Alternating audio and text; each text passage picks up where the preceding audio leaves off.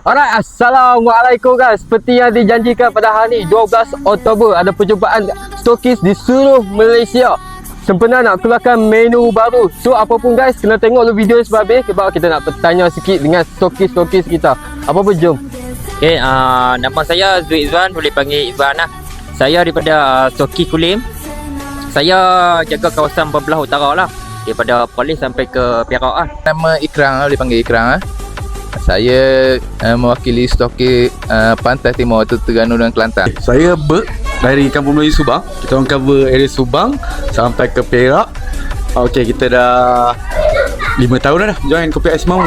Saya Farhana, stokis Jalan Kebun Kelang. Saya cover area Jalan Kebun sampai Negeri Sembilan.